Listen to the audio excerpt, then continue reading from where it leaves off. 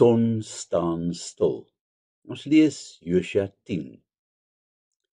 Die Gibeoniete waarvan ons gister gelees het, was nou nie juis 'n minderheidsgroepie nie. Hulle stad was heel wat groter en sterker as die van Ai. Toe hulle dus by Israel gaan vlerk sleep en het reg kry om 'n verdrag te sluit met Josua se magte, was die ander konings van Kanaan baie bekommerd. Hier kon vir hulle groot moeilikheid kom as hulle nie baie goue plan maak met Gibeon nie. En so organiseer die koning van Jerusalem, Adoni-Sedek, toe 'n veldtog saam met 4 ander Amoritiese konings om Gideon van die kaart af te gaan vee, voordat hulle mag by die vreesaanjaende leer van Israel gaan voeg. Dikwels gebeur dit dat mense wat by God se kinders gaan hulp soek, as gevolg daarvan in lewensgevaar kom. Mense raak jaloers op hulle, of sien hulle as 'n bedreiging vir hulle eie waardes. In sommige van die moslimlande is bekering tot die Christendom vir daai persoon 'n doodsvonnis. Die manne van Gibeon het te hore gekom van hierdie komplot teen hulle, en aangesien hulle dan nou hierdie verbond met Israel bekom het, besluit hulle om by Josua om hulp te gaan aanklop. En Josua stem in, want selfs al het hierdie Gibeoniete hulle om die bos gelei, het Israel vir hulle woord gegee. Hierdie slag raadpleeg Josua egter eers die Here, want hy het 'n duur les geleer. Die Here verseker vir Josua dat hy met hulle is, en dan snel hulle die Gibeoniete te hulp. Die 5 formidabele konings het alreeds hulle magte rondom Gibeon ontplooi wanneer Josua daar aankom.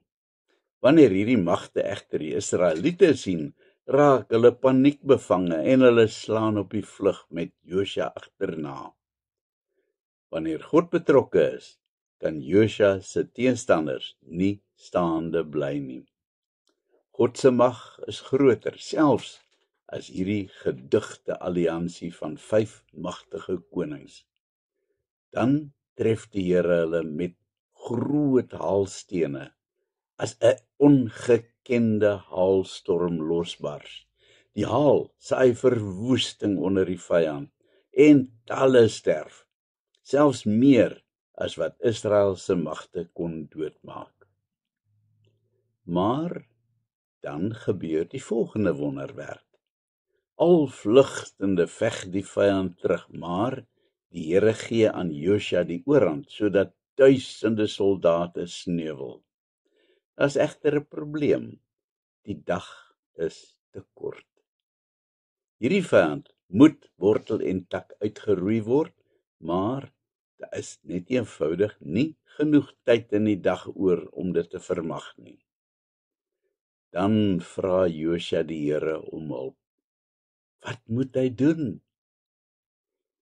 Die Here se antwoord is dat Josua maar net die woord moet spreek en die son sal stil staan om hom genoeg tyd te gee. Dan roep Josua in 'n sterk stem uit, sodat almal hom kan hoor. Son, staan stil!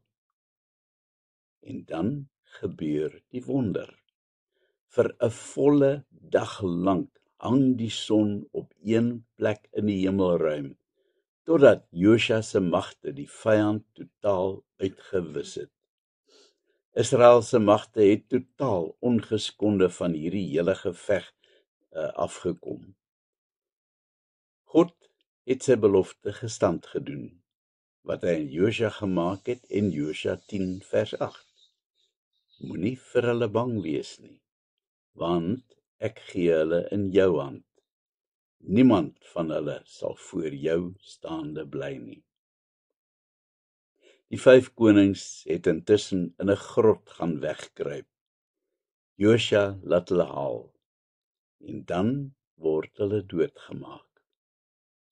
Jy het seker al die WhatsApp gekry waarin beweer word dat NASA navorsing gedoen het en bevind het dat daar iewers 'n dag weggeraak het. Hulle het toe afleiding gemaak dat dit Josua se dag was. Hierdie is egter nie die waarheid nie. Die storie is begin deur Harold Hill alreeds in 1969. Hy het beweer dat hy 'n konsultant by NASA was. NASA ontken dit egter, asook dat daar ooit sulke navorsing gedoen was. Hierdie storie kom egter al 'n baie verder pad.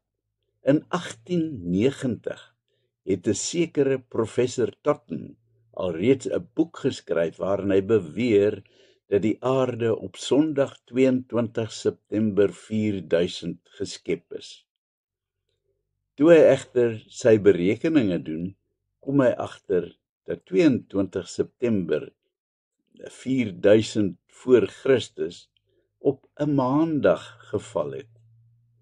En toe besef hy dat dit Josua se dag was wat sy berekeninge omver gegooi het. Ons moenie probeer om die Bybel met allerhande foefies as waar te bewys nie, en veral nie deur die waarheid te verdraai nie. Met sulke soort leuns, hoe edel dit ook al mag lyk, veroorsaak jy baie meer skade as wat jy dink. Dit is in elk geval nie nodig om die Bybel waar te bewys nie, want die Bybel is waar. Na hierdie geveg het Josua voortgegaan en sistematies 7 stede verower. 7 is die volmaakte getal en dit beklemtoon simbolies dat die totale gebied deur Israel ingeneem is. Ons moet die geskiedenis egter saamlees met die boek Rigters, waar die prentjie ietwat anders geskilder word. Hierdie stede is oor 'n tydperk verower en alles het nie so glad verloop as wat in Josua beskryf word nie. Boonop is die verowerings nie deur die hele volk gedoen nie, maar deur verskillende individuele stamme. Hierdie is nie teenstrydighede in die Bybel nie, maar die skrywers het uit verskillende oogpunte gekyk na dieselfde gebeurtenis en elkeen het sy eie unieke en baie spesifieke boodskap hiermee gehad. Dan besef mens net weer eens dat jy die Bybel in sy geheel moet lees om spesifieke gedeeltes te kan verstaan. Amen. Kom ons bid. Vandag kan ek net my hande saamslaan in verwondering oor die ongelooflike dinge wat U gedoen het. Here, U is groot en almagtig. Amen.